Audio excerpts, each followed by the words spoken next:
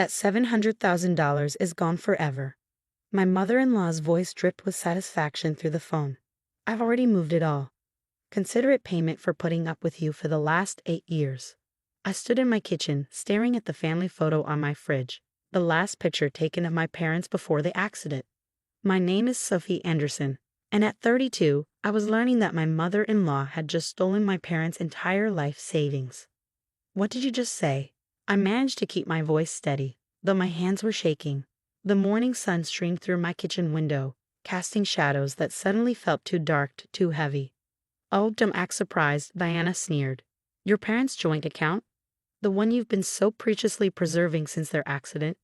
I found the paperwork in Michael's office last month. Getting added as a signatory was almost too easy. Your husband really should be more careful with important documents. My stomach dropped. Michael, my husband, had access to my parents' account information because he'd helped me manage their estate after the car accident 2 years ago. We kept the account open, using the interest to fund scholarships at the local high school where my mom had taught for 20 years. Diana, that money was meant for. For what? She cut me off. Some pathetic scholarships. Please, my investment opportunity is much more worthwhile. Besides, you're not even their real daughter. They adopted you, remember? That money should go to a real family member. The adoption card. Of course she'd play that. Diana had never accepted me even after 8 years of marriage to her precious son. To her, I would always be the orphan who got lucky twice. First with my adoptive parents, then with marrying into her prestigious family. Where's Michael? I asked, my mind already racing through possible solutions. Put him on the phone. Hawaii. Diana laughed. On that business trip you thought he was taking to Seattle. He's been seeing someone more suitable for the past 6 months. I just thought you should know everything at once. Consider it my gift to you, the truth. The room spun slightly. Michael was in Hawaii? With someone else? I gripped the kitchen counter, my knuckles turning white. You're lying. Check his credit card statements if you don't believe me, though I suppose money might be tight for you now. Her laugh felt like acid in my ears. I have to go. My yoga instructor is here. Don't bother trying anything. The money's already been moved through several accounts. You'll never see it again. The line went dead. I stood there for a moment, letting the magnitude of what had just happened wash over me. Then, something shifted inside. A clarity I hadn't felt since my parents' accident settled over me. Diana had no idea what she'd just done, or who she was dealing with. I walked to my home office, my heels clicking against the hardwood floors with purpose. Opening my laptop, I pulled up my emails from 6 months ago. There it was, the correspondence with Mr. Patterson, my parents' longtime financial advisor. Diana wasn't the only one who'd been making moves with the account. Harrison and Patterson Financial Services, this is Jessica speaking. Hi Jessica, this is Sophie Anderson. I need to speak with James Patterson immediately. It's an emergency. 5 minutes later, Mr. Patterson's familiar voice came through. Sophie, what's wrong? Deanna Williams just called to inform me she's emptied my parents' account. She claimed she was added as a signatory. There was a pause, then what sounded like typing. When did she say this happened? She found the paperwork last month, apparently. I took a deep breath. But that's not possible, is it? Not with what we set up. No, Mr. Patterson's voice was firm. It's not. After you came to me with concerns about unauthorized access attempts 6 months ago, we moved the actual funds to a new secure account. What Deanna accessed was the dummy account we left as a precaution. The real money is safe, Sophie. Relief flitted through me, quickly followed by a grim satisfaction. And everything was logged. Every attempt, every transfer, every call she made to the bank. The fraud department has been monitoring since the first red flag. Would you like me to contact them now? I thought about Diana, probably sitting in her luxury apartment, feeling smug about what she'd just done. About Michael, apparently in Hawaii with someone else, having no idea what his mother had just set in motion. Yes, I said, my voice steady. And please send me copies of everything. All the documentation, all the attempts, everything. It's time Diana learned what happens when you mess with the wrong family. I'll have it all to you within the hour. And Sophie, Mr. Patterson paused. Your parents would be proud of how you're handling this. After hanging up, I sat at my desk, opening a new folder on my laptop. Years of working in cybersecurity had taught me the importance of documentation, of always being one step ahead. Diana thought she was dealing with a quiet, accommodating daughter-in-law who always kept the peace at family gatherings. She had no idea that I'd been watching, waiting, documenting every subtle threat, every attempted manipulation. My phone buzzed. A text from Diana. "Don't bother calling Michael. He won't believe you anyway. He knows what kind of person you really are." I smiled, thinking of the detailed records Mr. Patterson would be sending over. Diana was right about one thing. Michael would soon know exactly what kind of person I was. And his mother was about to learn that the daughter of Claire and Thomas Anderson, adopted or not, was nobody's victim. Opening my email, I saw Mr. Patterson's files already arriving. Each document was another nail in Diana's coffin. Attempted access logs, recorded phone calls, forged signature attempts. She hadn't just tried to steal from me, she'd left a trail of evidence that would destroy her carefully curated image of respectability.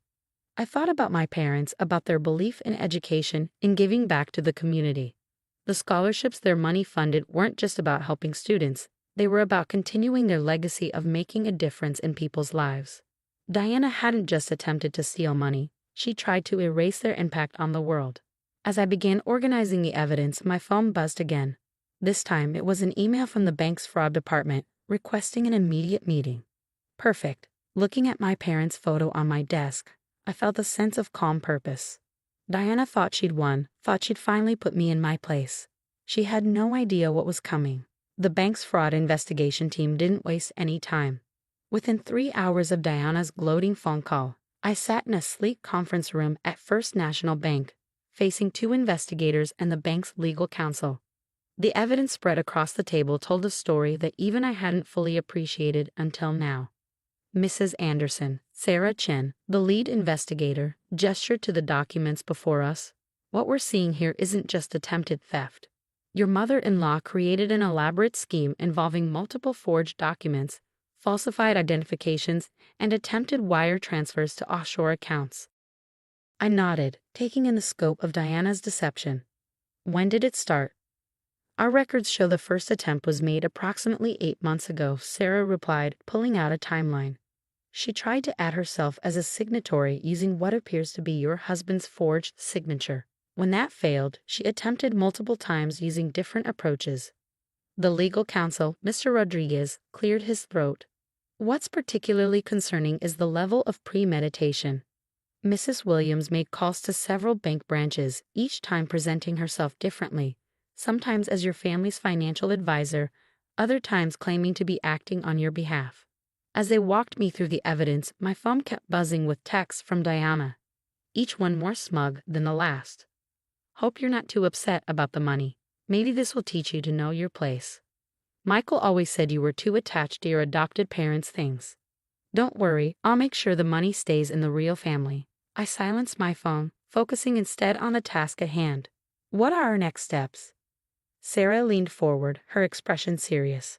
"We've already frozen all associated accounts and flagged Mrs. Williams in the banking system. The next step is filing formal charges. Are you prepared to move forward with that?" I thought about Diana's years of subtle cruelty, her constant reminders that I wasn't real family, her manipulation of Michael. "Yes," I said firmly. "I want to press charges."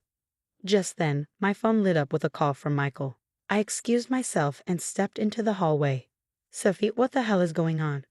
Michael's voice was tight with anger. "Mom just called me, saying the bank froze her accounts." "What did you do?" I closed my eyes, steadying myself. "Where are you, Michael?" "What do you mean?" "I'm in Seattle for." "Stop lying," I cut him off. "I know you're in Hawaii. I know about the affair, and I know what your mother tried to do." There was a long pause. "Sophie, listen." "No, you listen. Your mother tried to steal $700,000 from my parents' memorial scholarship fund. She forged documents, created fake IDs, and attempted multiple fraudulent transfers. Everything was documented. Everything was recorded. So before you defend her, you might want to see the evidence for yourself. She was just trying to what? Help you hide money for your divorce plans? Create a nest egg for you and your girlfriend? The bank has everything, Michael. Every attempt, every call, every forged signature, including yours." Another pause, longer this time. When he spoke again, his voice was different. "What do you want?" "I want you to come home and face what you've both done. The bank's fraud department and their legal team are involved now. This isn't going away." After hanging up, I returned to the conference room where Sarah and Mr. Rodriguez were reviewing additional documents. "Mrs. Anderson," Mr. Rodriguez said, "we found something else. It appears Mrs. Williams has a history of similar attempts at other banks. This isn't her first time trying something like this." Of course it wasn't. Diana had always lived beyond her means, always had some new investment scheme or business opportunity. I'd never imagined she'd go this far, though. My phone buzzed again. Another text from Diana. "Michael will never believe you over his own mother. You're nothing but an orphan playing house." I showed the message to Sarah, who added it to their growing file of evidence. "This will help establish pattern and intent," she explained. Her communications show clear premeditation. As we continued through the documentation, a bank security officer entered with new information. They tracked the attempts Diana had made to move the money she thought she'd stolen, multiple transfer requests to accounts in the Cayman Islands and Singapore. If she had accessed the real account instead of the dummy one, Sarah explained, the money would have been nearly impossible to recover. I thought about how close Diana had come to destroying my parents' legacy, all while believing she was entitled to do so. The scholarships that money funded had already helped dozens of students attend college. My mom had always said education was the greatest gift you could give someone. Even after her death, she was still changing lives. "We're ready to proceed with formal charges," Mr. Rodriguez announced. "Given the amount involved and the extensive evidence of fraud, Mrs. Williams is looking at serious criminal charges." Just then, my phone rang again. This time it was Diana. I put it on speaker. "You ungrateful little nobody," she hissed. "How dare you involve the bank? Do you know who I am in this community?" "Actually, Diana, I do know who you are. So does the bank's fraud department, their legal team, and soon, the police. Would you like to know what they found?"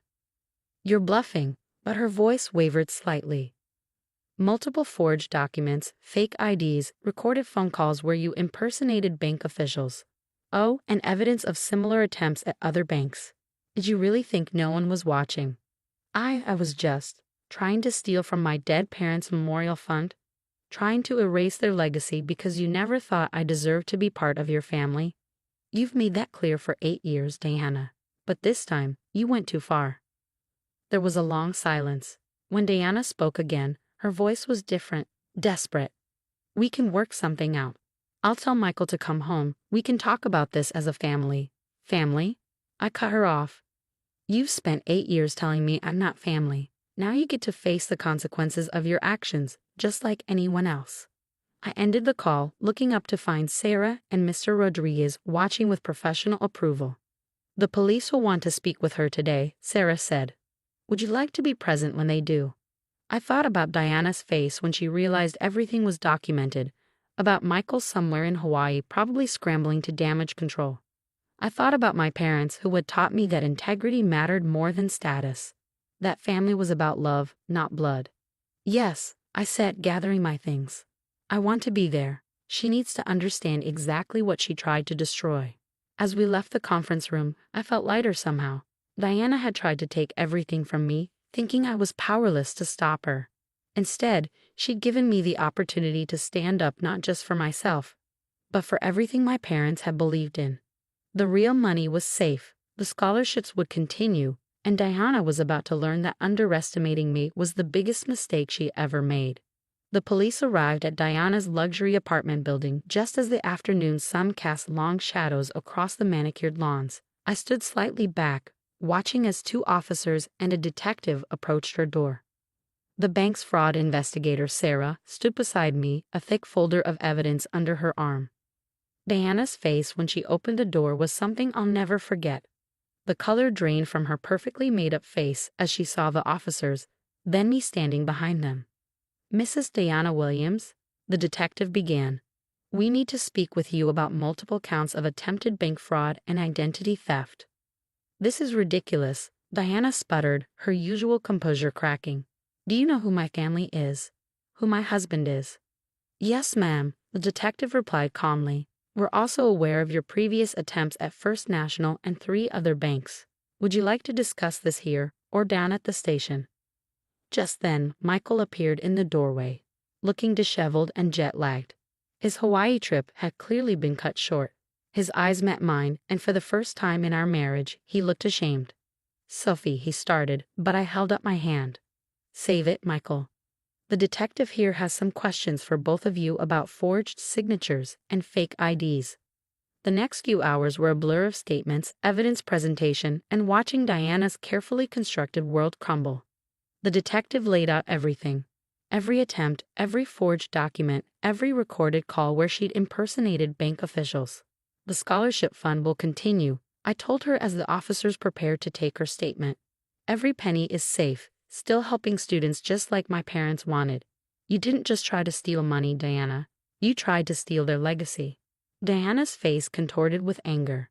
"They weren't even your real parents. You were just some orphan they took pity on."